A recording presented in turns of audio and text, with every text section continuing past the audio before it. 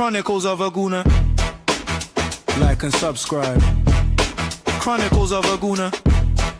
Harry Symeou time. Arsenal. Come on, you Gunners. Arsenal. Chronicles of a Gooner.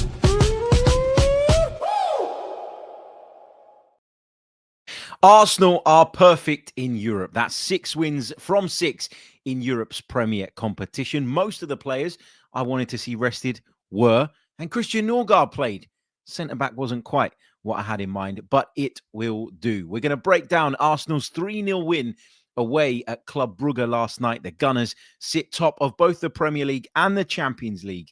And it was a timely reminder, wasn't it, of just how far this team has come, how strong this squad is, and at the fact that maybe we overreacted ever so slightly after that Aston Villa defeat. Delighted to be with you all on this Thursday morning. Thank you so much for joining me. It's been a bit of a hectic morning, hence the slight delay in getting this done. I woke up this morning at the crack of dawn. I think it was about 5 o'clock in the morning because my doorbell, I've got one of those camera doorbells, it was ringing, but nobody was there. So I've heard it ring twice. I've got up. I've woken up. I've looked at my phone. I thought, let me have a look before I bother going downstairs. And there's no one there.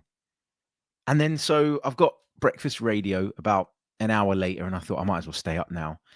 And then, you fall back asleep, which is never a good thing. And then, I hear that we've got our daughter's sort of little Christmas thing at nursery, and they're going to sing some songs, and my daughter's desperate for me to attend as well as my wife. So, I delay getting my morning in order to go to that. And then my daughter throws a massive wobbly and decides that she doesn't want to sing, but she doesn't want me to go. So, yeah, it's all been a bit hectic, a bit chaotic, but everything is just so much easier, isn't it, when Arsenal have put in a convincing display and won in the manner that they did last night. Look, we've got a lot to break down today. We really, really do. Because even though you would say, it wasn't a classic, it wasn't a dead rubber. Of course it wasn't. It was a Champions League game.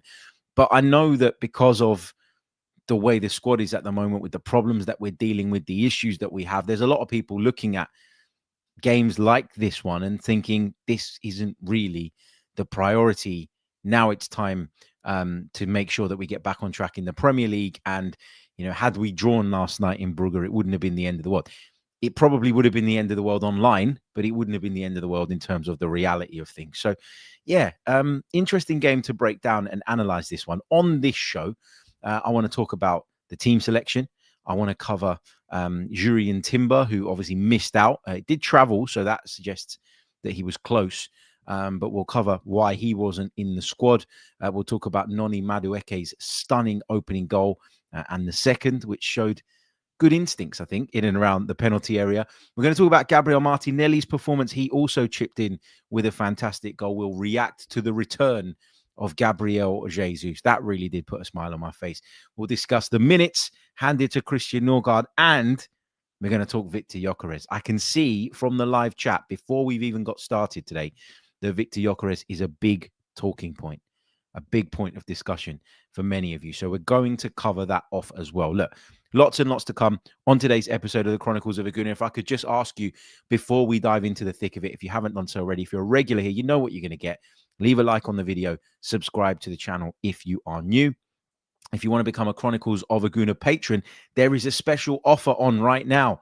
You can get 50% off your first month's membership as part of a Christmas promotion that we are doing. The details are in the description below. Click on the link, enter the code that is in the description, and you will get that discount. You'll get access to additional content, the next piece of which will be with you guys later this afternoon / early evening. So there's a piece coming. It's probably going to be on Viktor Gyokeres. That's what I've got in mind at this moment in time. We will discuss it, of course, on the main pod, but we'll go into some more of the details and the numbers and all the rest of it when we do the Patreon pod, because I think it's important that we analyze this Viktor Gyokeres conversation, if you like, that seems to have grown legs since last night. I think we've got to analyze it properly. I think that's really, really important. You don't want to be knee-jerk. You don't want to be too reactionary. I've seen a lot of people saying things like, look at Gabriel Jesus. He was out for 11 months and he's come into the side and he's looked better than Viktor Gykokeres did on the night. I'm not going to say that I disagree with that, but I think it is a conversation that does need a little bit more analysis around it. So, okay, shall we start then with the team that Mikel Arteta picked from the outset? He went with David Raya in goal. In fact, you know what? Hold on. Let me bring this up on your screens. And that way you'll be able to see exactly what I can see. And that just makes the conversation that little bit easier, doesn't it? So let me share my screen with you. If you're listening on audio, you're thinking, what the hell is he doing? Who cares? But here we go. So where are we? There we are. Okay, so Mikel Arteta picked the following team to start last night's game over in Brugge. He went with David Raya in goal. Little bit surprised because I felt like this was a game potentially for Kepa Arrizabalaga, but at the same time, it's a Champions League game. David Raya is the Champions League goalkeeper. It's not one that shocked me. I did wonder, though, if he'd give Kepa the minutes, because Kepa probably plays in the League Cup against Crystal Palace, but I do think there's some value in keeping people sharp and keeping people ready. And you know, okay, granted, against Bayern Munich, you were always going to play David Raya. In most of the games, you're going to play David Raya. But I just wondered if Kepa might get the nod. Here's an interesting thought. Would Kepa have got the nod maybe if Gabriel and Saliba were playing at centre-back?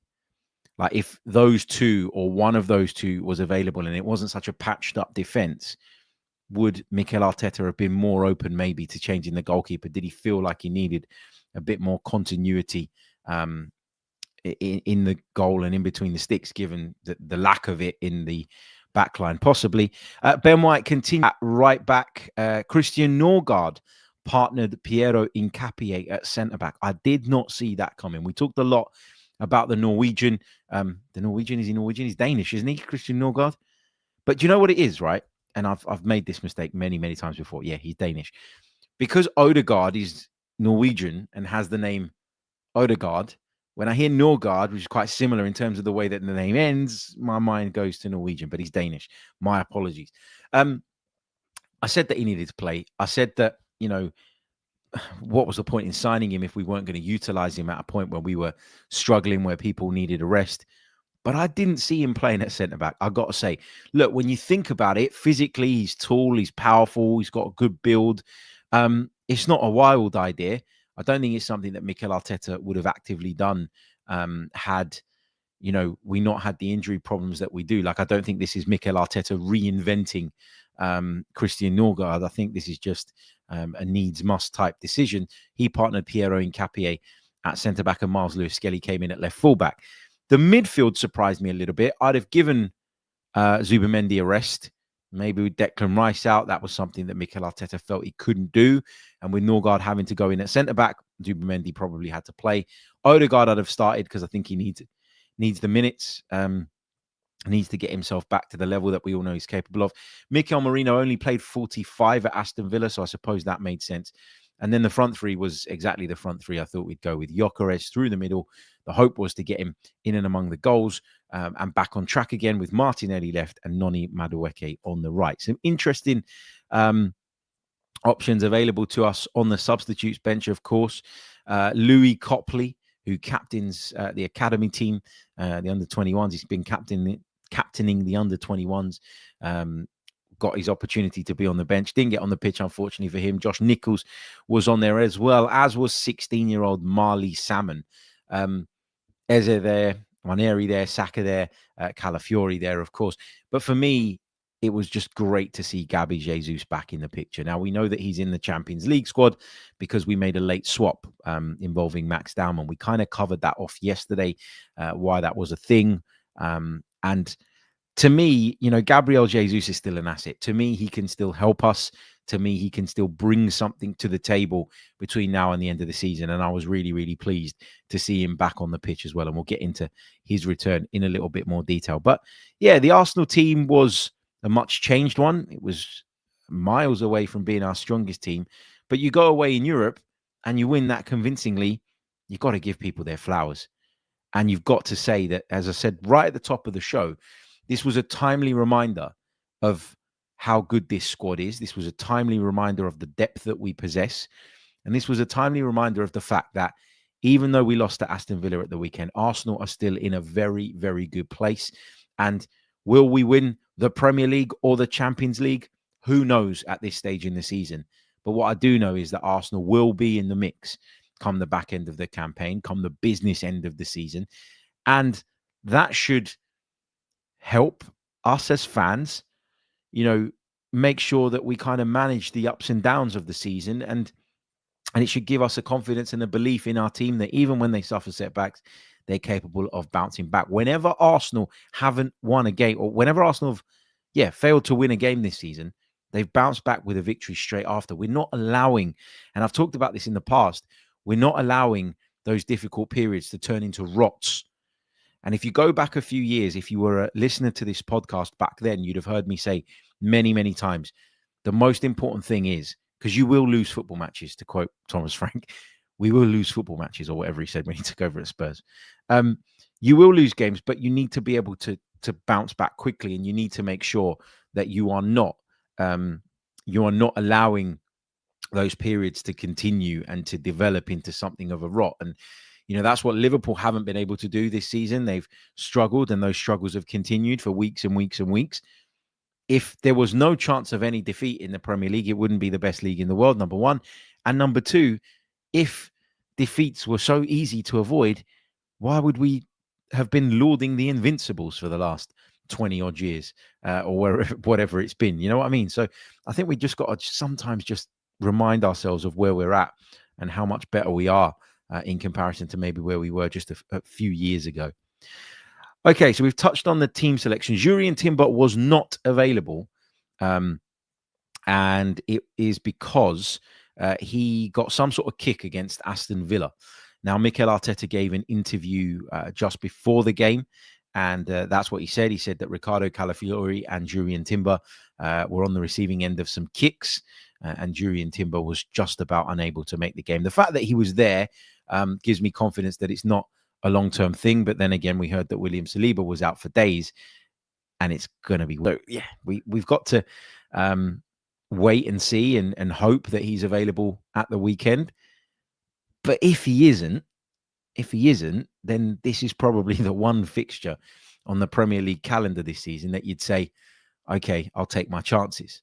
Wolves, 2 points in the league so far, rock bottom of the table, no signs really of any recovery under Rob Edwards, and they're coming to Emirates Stadium. So in that sense, maybe there's no real need for a huge panic, but we need to start getting players in those defensive positions back sooner rather than later, because there's only so long that you can cruise through games. There's only so long that you can get by without that level and quality of centre half. So Arsenal break the deadlock in this one after 25 minutes. The first 25 minutes was strange. I felt like we looked okay at points and at times, but I felt like Brugge always carried a threat on the break, on the counter-attack. That's what I expected from them. They had a couple of players that caught my eye last night. I thought Carlos Forbes looked really lively down their right-hand side. I think he's got 5 goals and 5 assists for them this season across all competitions. I quite like the look of Alexander Stankovic in the midfield, the number 25, the son of Inter legend Dejan Stankovic. That's a name that I'm sure will ring many bells. I thought Van Aken, the captain, looked lively. I was keeping a keen eye on Solis as a Greek Cypriot, and he was all right, but not as good as I've seen him play on other occasions.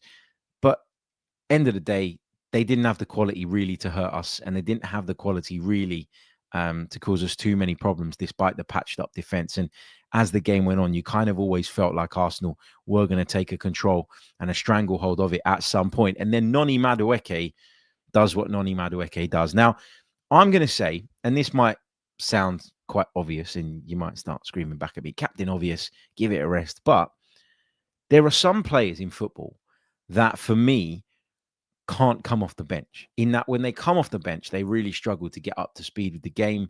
They struggle to have an impact. And there are others that were just made for it, right? There are certain players, if you think about it, over the years at our football club that have been impact players. There's been players across the Premier League that have been impact players.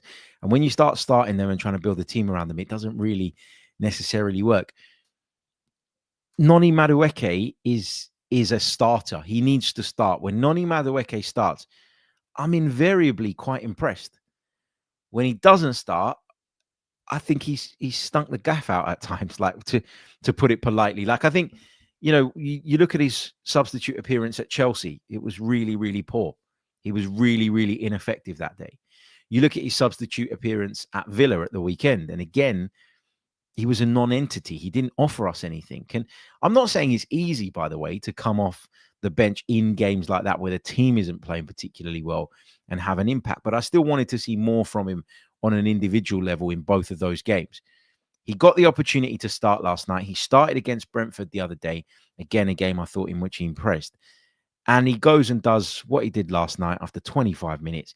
He scores an absolute stunner. First of all, he holds off the challenge brilliantly. He shows excellent strength to be able to do that. And then he drives into the space and he's driving and he's driving and he's driving and he has a look up and he realizes that things have opened up for him. And I don't think he thinks about it too much. I think he just allows instinct to take over and he lets fly. And the goalkeeper was nowhere near that. It's a stunning Noni Madueke goal. And I think it's interesting because last night he scored goals 2 and 3 of his Arsenal career. All 3 of his Arsenal goals have come in the UEFA Champions League. 1 against Bayern and, of course, 2 against Club Brugge last night. And, there have been people out there that have questioned his level, myself included, by the way. I'm not ashamed to say that when we signed him and when that deal sort of came to light, I was like, what are we doing? 50 million quid or so on Noni Madueke. This guy's not worth 25. I've been reminded of that many, many times over the last few months. But once he arrived at Arsenal and we saw kind of what he had to offer and the different skill set that he brings versus those that we already have, I started to change my tune pretty quickly. And scoring against Bayern Munich and scoring a couple more in the Champions League last night, particularly the first one, has certainly gone some way in improving my overall opinion of Noni Madueke. Got to start games. If you start Noni Madueke, then he will thrive and he'll do damage and he'll cause problems.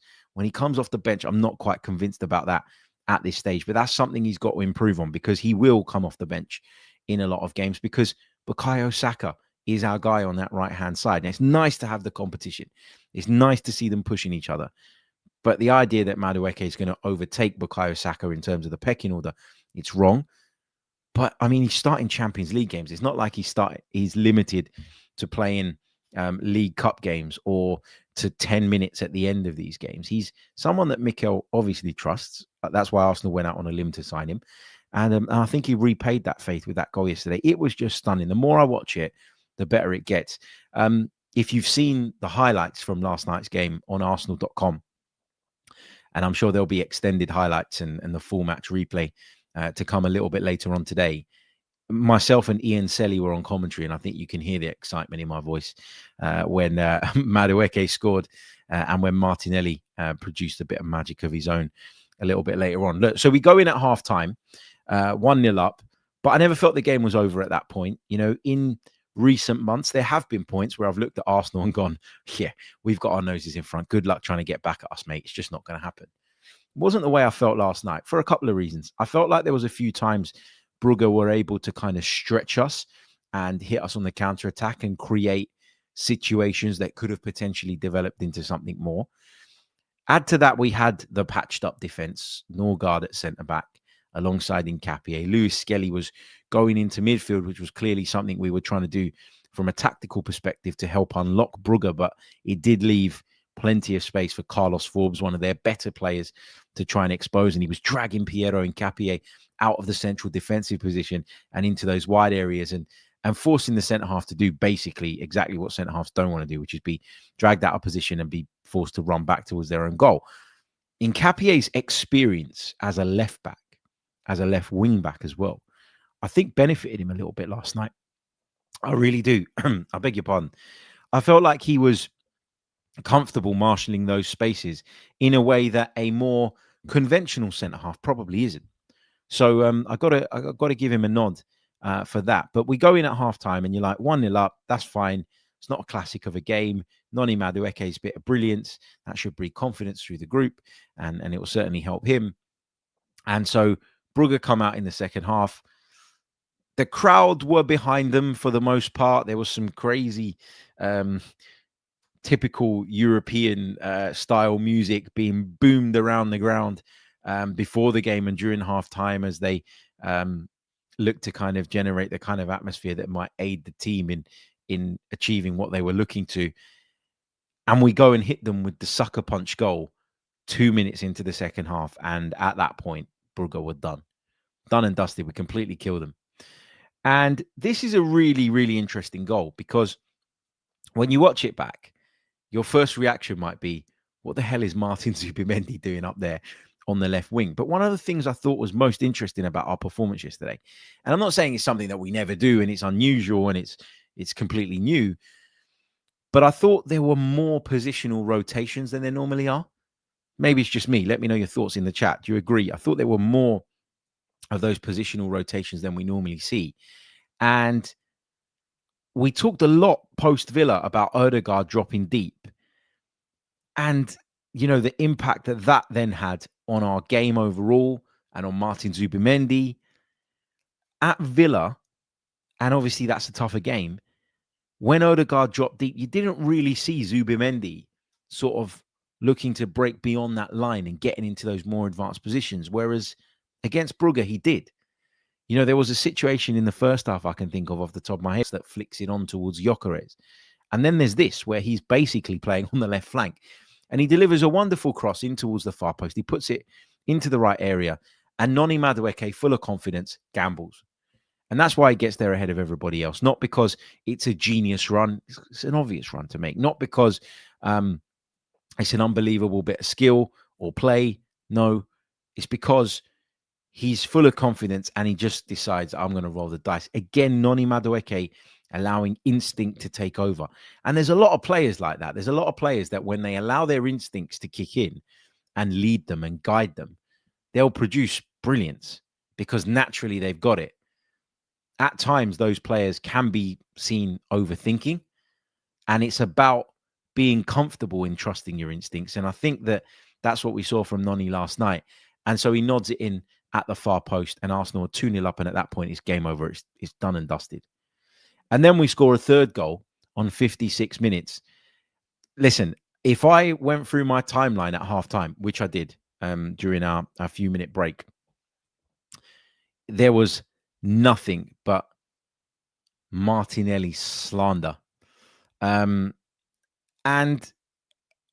I kind of get it. I kind of get it because in that first half, there were multiple occasions where he received the ball on the left wing and he would look to stand up the fullback and we're thinking, go on, beat him.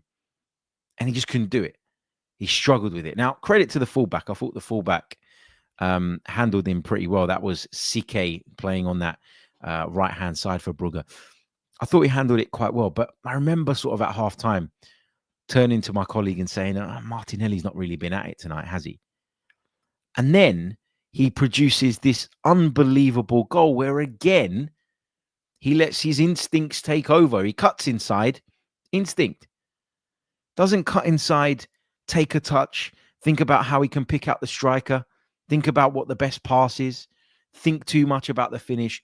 He checks inside, instinct, bang, hits it in towards that far corner, stunning goal. Arsenal 3-0 up, game over, done and dusted.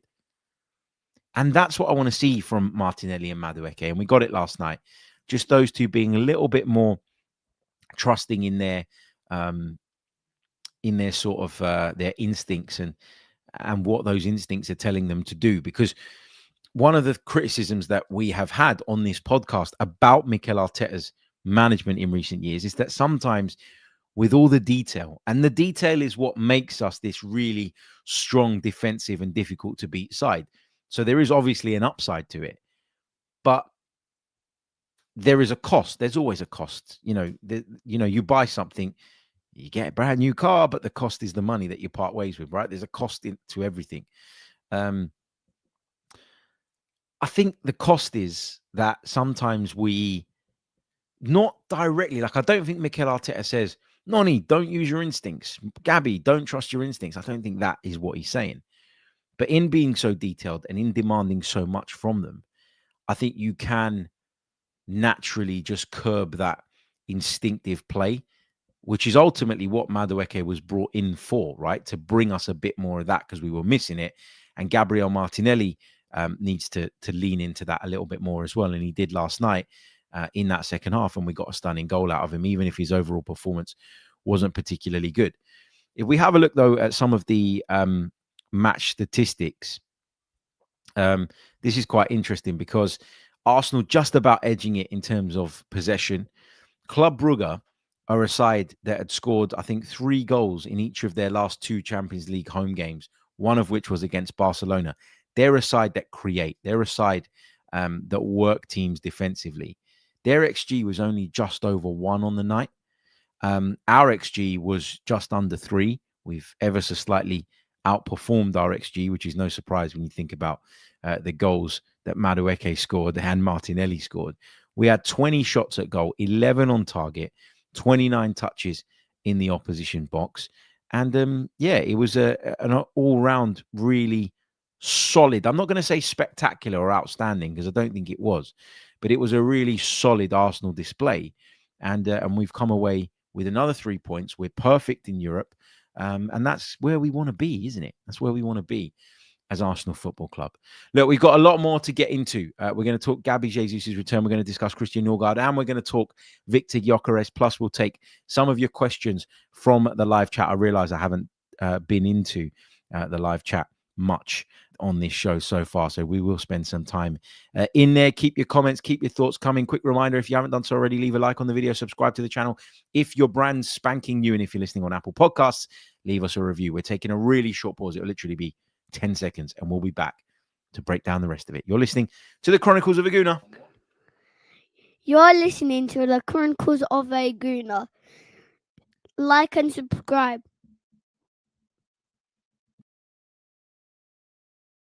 That's right. Like and subscribe. Just a quick reminder as well that we've got a special offer on our Patreon page at the moment. It's running up until Christmas Eve.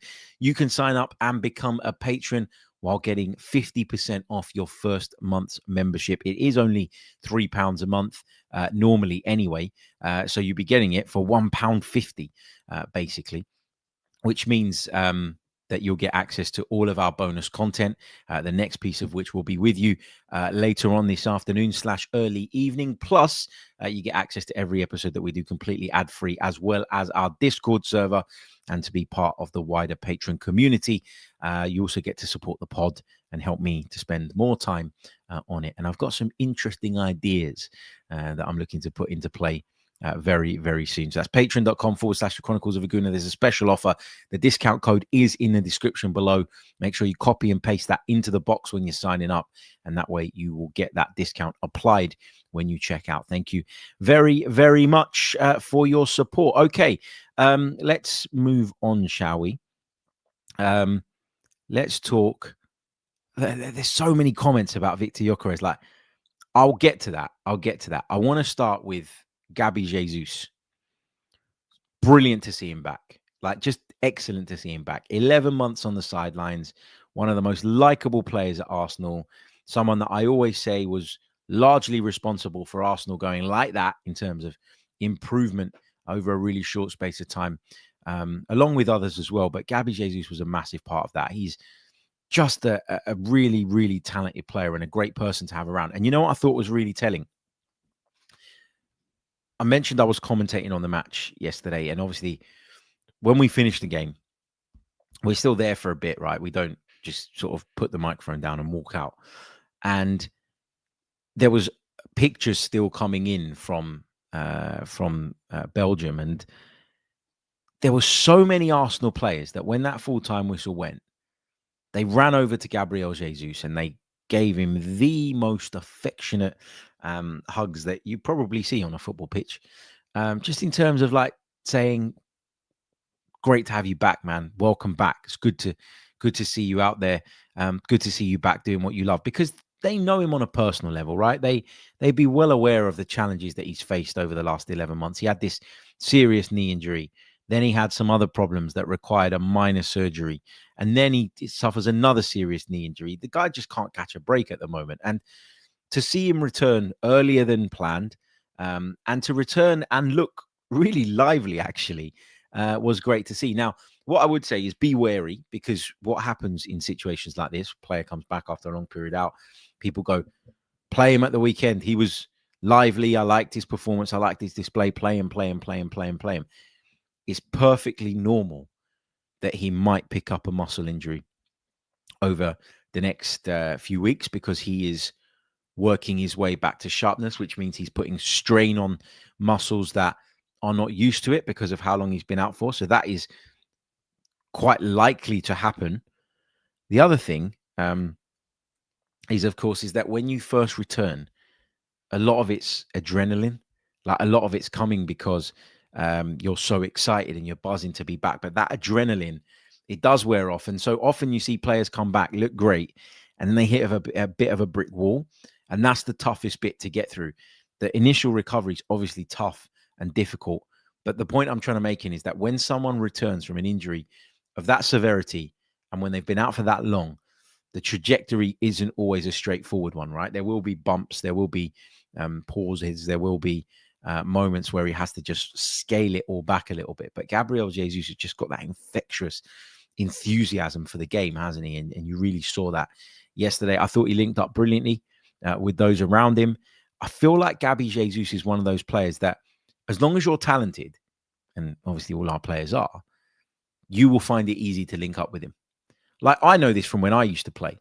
There are certain players that you just click with, and it's not because you play together loads, or because you know each other inside out, or because you know them any better than any other sort of member of your team. It's because there is just that natural chemistry.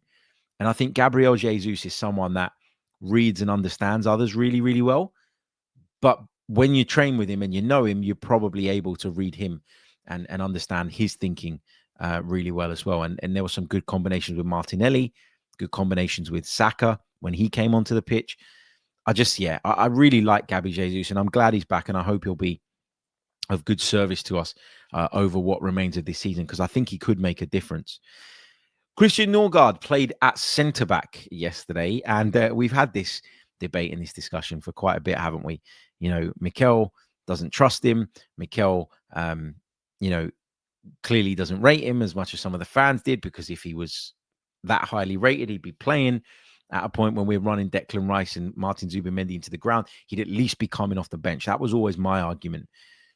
I'm not sure if what we saw last night really changes my mind on that, or if it was a kind of needs must type situation. I'm not sure that Mikel has done a U-turn and has decided that Christian Norgaard actually is really important and needs to feature in all the upcoming games in some capacity. I don't think that's the case. I think he looked at him, he thought, you haven't really played much. It was interesting because somebody called me out in the chat the other day, like basically being super critical of me and saying, here he goes again, he's just having a pop at Norgaard, blah, blah, blah. And I highlighted something that I just want to reiterate, because I think it backs up the point that he's been underused, okay?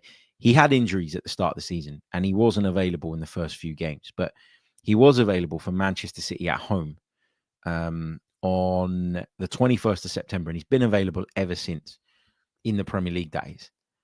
He's played a total of 14 minutes across those 10 games. 14 minutes. Is it 10 games or is it 11 games? 1, 2, 3, 4, 5, 6, 7, 8, 9, 10, 11 games. It's not a lot at all. He'd played just over 100 minutes in the Champions League. And so the argument about him starting more, maybe I'm not so on board with, but the argument about him being used more is certainly one that I was quite strong on. And it was good to see him used yesterday. Jid says, do all competitions. Here we go. Do you know what I'm going to do? Because Jid is one of the people in the chat that likes to criticize me for holding this opinion. So what I'm going to do is I'm going to show everybody the statistics here and show you all that, you know, the numbers don't lie, and it's not me making them up. Here we go, right? So let's do this. I'm going to show you all competitions because this is what Jid has asked for. Well, I think when he sees this, he's going to wish I didn't show you. Champions League, 4 appearances, a total of 198 minutes this season for Christian Norgaard. So that's what, on average, 50 minutes a game, roughly, give or take a little bit. In the Premier League, he's made 2 appearances.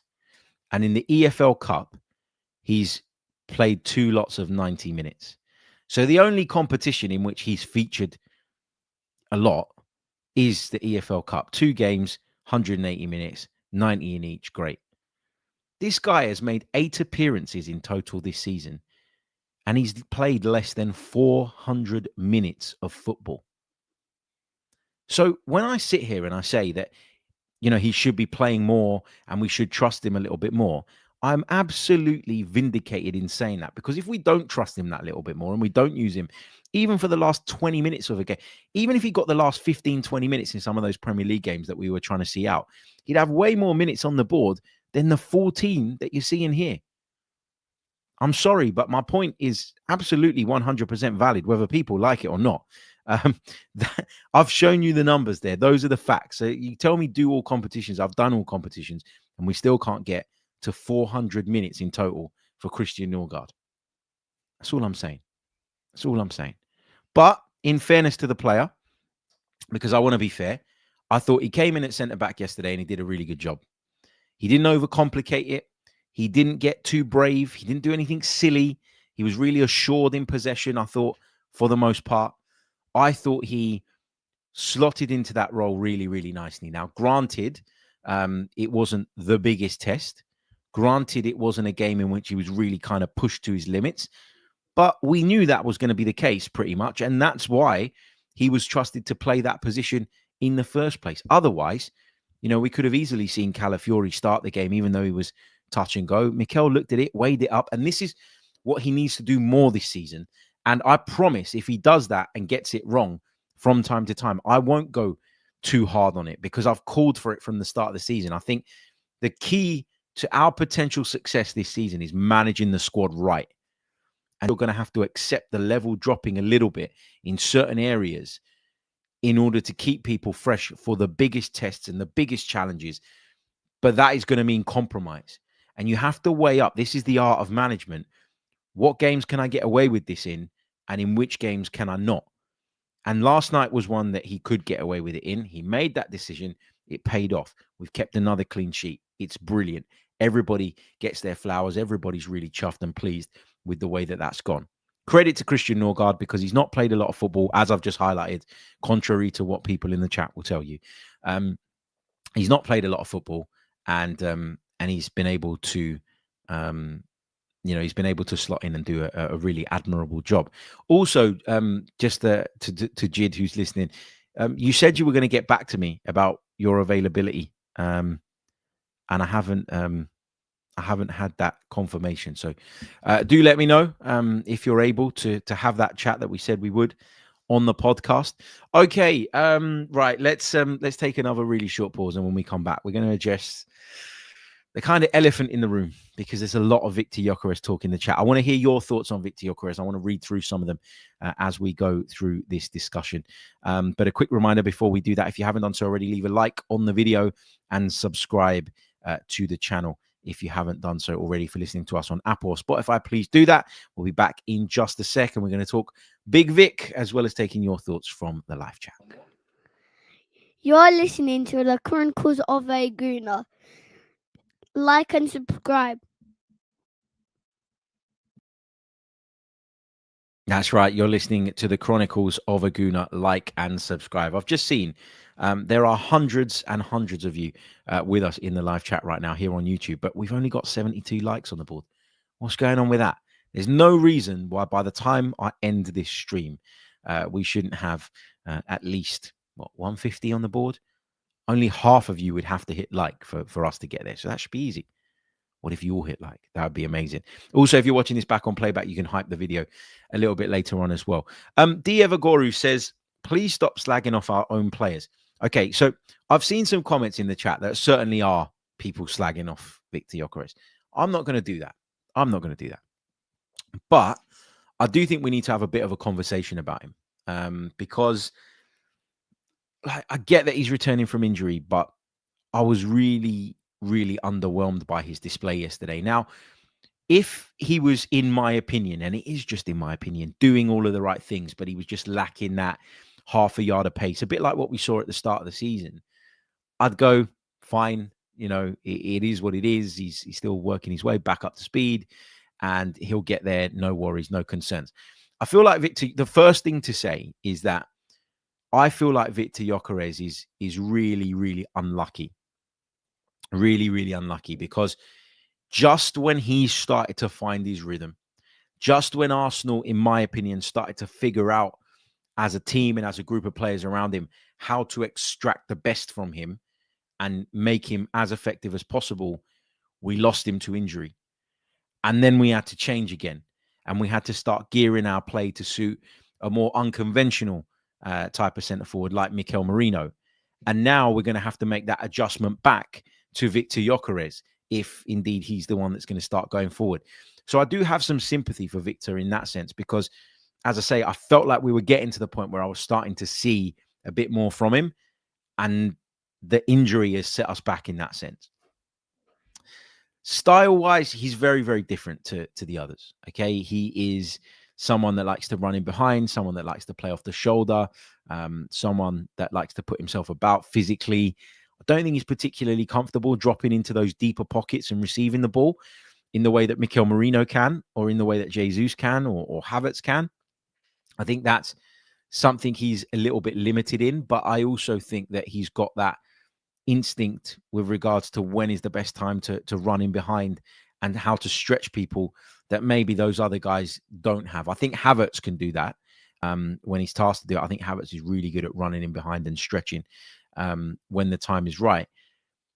But yeah, I just think, like, sometimes you look at Viktor Gyökeres and you're having, this is how I would summarize it, okay? Sometimes I watch Viktor Gyökeres and I feel like I have to look too hard to see what it is that he's bringing to the team. Now, I'm not saying he's not bringing anything. I'm not saying he's completely redundant. I'm not saying that Viktor Gyökeres is a waste of time or that we shouldn't have signed him. But I just feel like sometimes I have to analyze things to a far greater level than I'd probably like before I get to the point where I go, that's what Viktor Gyökeres brought to said game or said attack or move or whatever. And that's the thing that is starting to maybe grind on me a little bit. At the beginning, I gave him the benefit of the doubt. I've talked about the context around him picking up the injury at the time that he did, and us having to adapt back to what we were doing before, which is going to take time to kind of adapt back out of now to suit his game now that he's back in the picture. But I feel like I have to look too hard to figure out what it is that Viktor Gyökeres is bringing, and that's my problem. There's a few elements of his game that I don't like, okay? I don't think his touch is particularly good. I think it's a bit heavy at times. I don't think he sets himself up for the next action, whatever that is, in the way that others do. I don't think he's particularly good at the one-touch stuff in terms of, like, centre forward, ping it into him, one touch, round the corner, off goes the winger. Because he doesn't drop deep, he doesn't create space in behind for the wingers. But I did say this in commentary yesterday. I said to Ian Selly, who I was doing the game with, I said, one thing I will give Viktor Gyökeres credit for is that when he plays, I feel like the wide players have more time on the ball. And I feel like they get the 1v1 situations versus the fullback that they crave more than they do when someone else plays there. Because with Viktor Gyökeres always looking to play off the shoulder and always looking to go in behind and occupying the centre halves, it limits their ability to go over and get tighter to their fullback and potentially help sometimes double up, sometimes triple up on the wide players. So I do think there is some value in Gyökeres. I'm just saying that I feel like at times I have to look too hard to find it. And that's where I'm at on him at this moment in time. Let's see what people are saying in the live chat about Viktor Gyökeres. Andy says Gyökeres does have a lot more indirect perks than eye candy. than the eye candy that Jesus does. But it's fair to expect at least 15 goals from our centre forward. Well, that's not out of the question. I think he's got 6 in all competitions this season. If he can get to 15, I think, that would be a decent return based on what we've seen so far. He's 9 away and there's still more than half the season to go. So I don't think that's impossible. What have we got here? We've got this one from Jay, who says, if I could sell him tomorrow, I'd sell him today. I think that's a bit harsh.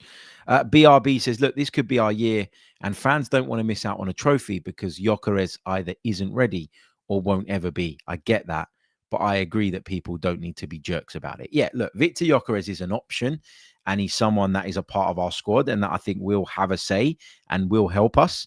I would say is this. I think we've got to get out of the mentality that Viktor Gyökeres was the centre forward that was going to get us over the line.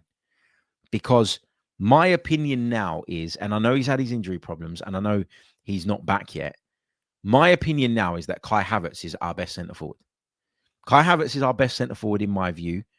And if Gabriel Jesus and Viktor Gyökeres can supplement him and support him in terms of the way that we bring him back and gradually get him back to his peak level, I think the Viktor Gyökeres signing could be huge in terms of helping us get over the line. But in a slightly different way to what maybe people thought. I feeling in the summer when we signed him that this guy was going to come in, bang in a ton of goals, and that was going to be the difference. And it's not really worked out like that. Arsenal are a better team for having Viktor Gyökeres there and as an option and as a part of the squad. Whether he starts every game, I think right now he's up for debate.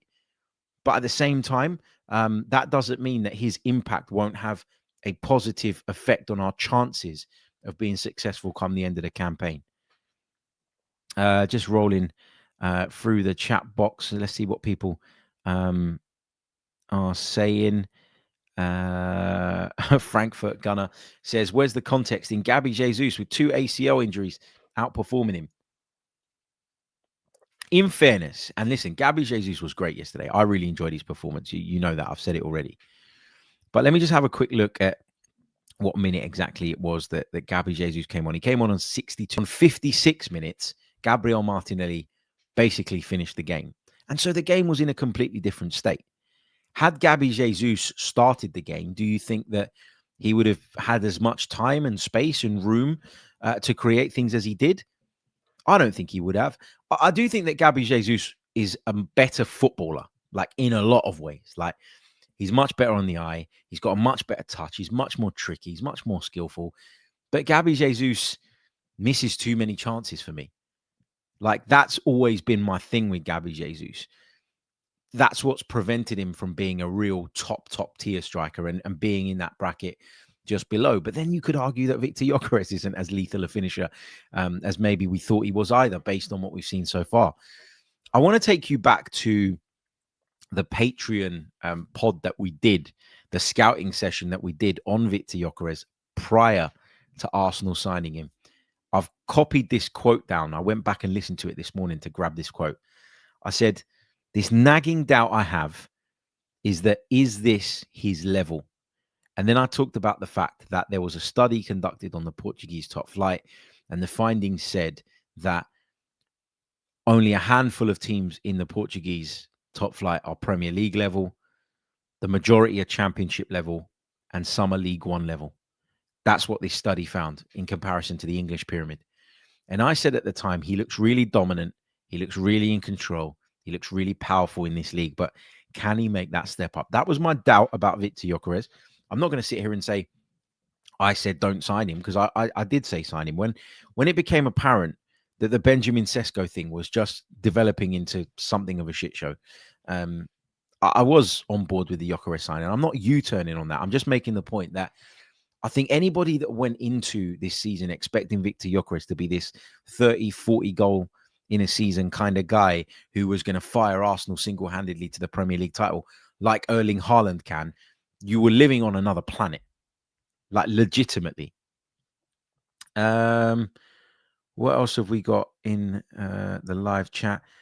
Tony says, Harry, just asking, didn't you say similar to Martinelli? Sorry, I don't understand the context of that question. Let me know and I'll happily answer it. I'm not sure what you mean there. Buckleberry returns, just highlighting sort of what Gyökeres did in that goal that Trossard scored at the weekend. Yeah, it goes back to the point I was making about occupying centre-halves and how it creates space for others. Gyökeres was bearing down on goal. That dragged the Villa defenders with him, and that allowed Leandro Trossard to sneak in at the far post. So there is a value to him. I'm not saying that there's no value to him.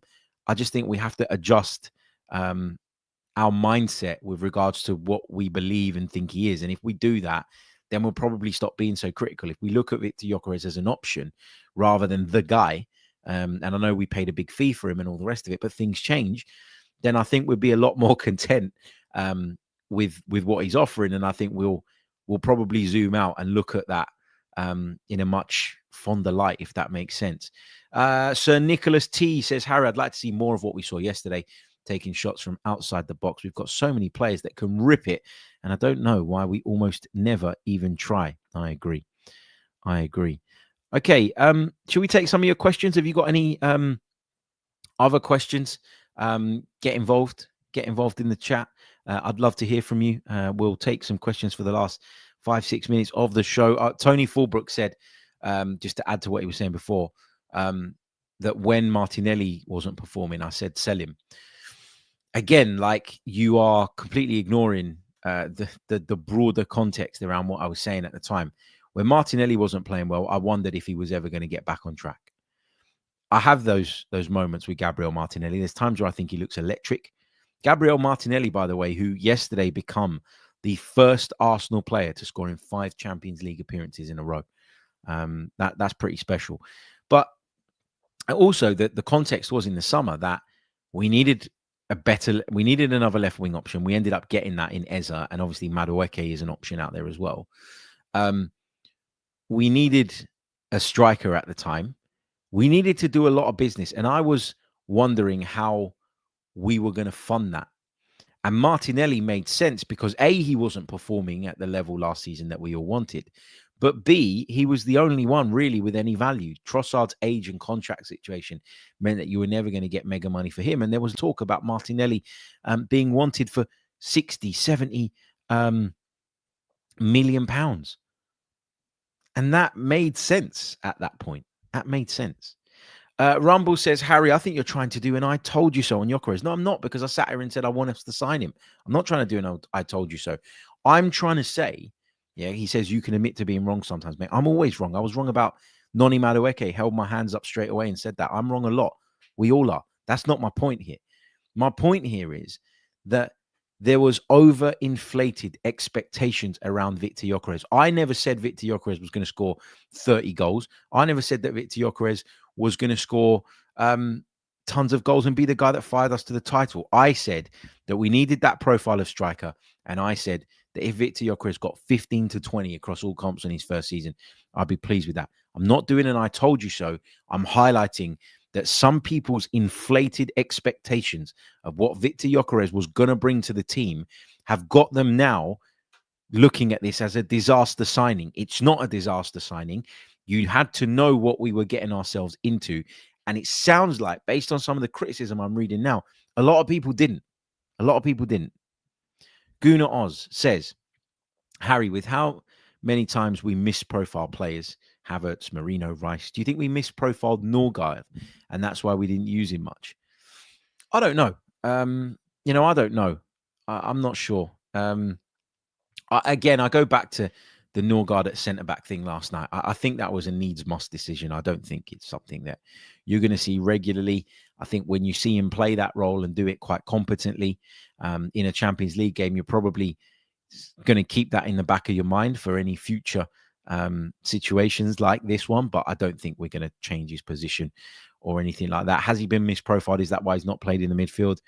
I don't think so. I think it goes back to what I've been saying all along. The level is just not the same. And I don't think Mikel Arteta was willing to compromise on that level in the middle of the park.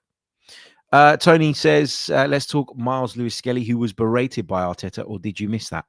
No, I didn't miss it. I actually touched on it a little bit earlier on. If you were listening, I said that Miles Lewis-Skelly was going into midfield probably a little bit too much yesterday, which was allowing, in my opinion, Brugge's best player, Carlos Forbes, to have the freedom of their right-hand side, our left, and it was causing us problems.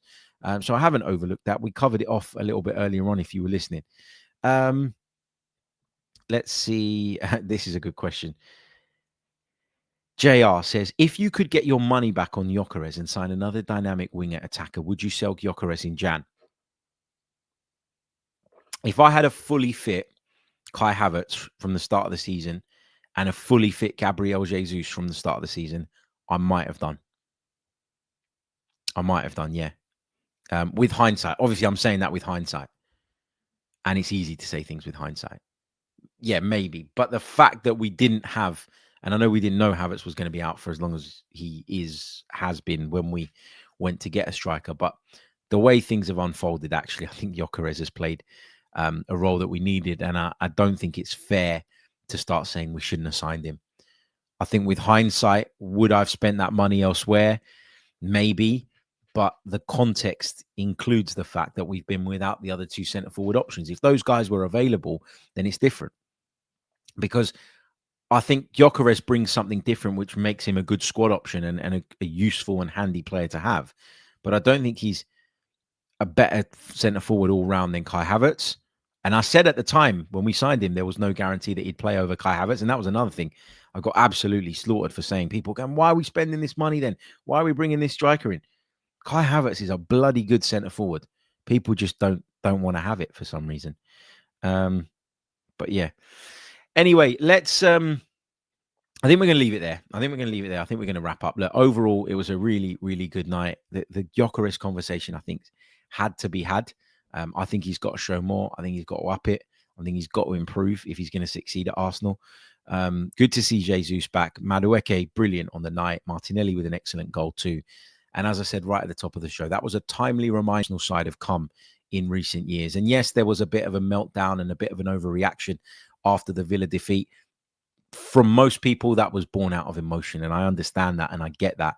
It was a really, really painful defeat, the way it came about. But to then go to Europe, play the way that we did, be as comfortable as we were, having made the changes that we did with a patched up defense and coming away with such a convincing result, that is food for thought, isn't it? Because as I say, it just reminds people of how good this Arsenal group are and how far we've come in recent times. Thank you all so much for joining me. I really, really do appreciate all the love and support. We still haven't got to the 150 likes, which is diabolical, guys. Come on, smash that like button if you haven't done so already. Make sure you subscribe to the channel if you're new as well. Remember, there is a promotion going on over on our Patreon page. You can get 50% off your first month subscription by visiting patreon.com/the Chronicles of a Gooner. You get access to bonus content, the next piece of which will be with you later this afternoon / early evening. I'm going to the dentist, so it just depends how long it takes me to recover from whatever the dentist does to me, basically. But it will be out today. I'm not planning to have anything done that will limit my ability to talk. I might talk a little bit funny, but I'll still be able to talk. So yeah, check that out. You can get access to all our pods ad-free, as well as become part of our Discord server and wider Patreon community. Leave a like on your way out. Subscribe to the channel as we approach 47,000 here on YouTube. If you're listening on Apple or Spotify, please do leave us a review. And I will see you all very, very soon. Have a wonderful Thursday. Up the Arsenal. And from tomorrow, attention's turned back to the Premier League. Catch you all soon. Goodbye. Chronicles of a Gooner. Like and subscribe. Chronicles of a Gooner. Harry Symeou time. Come on, you Gunners.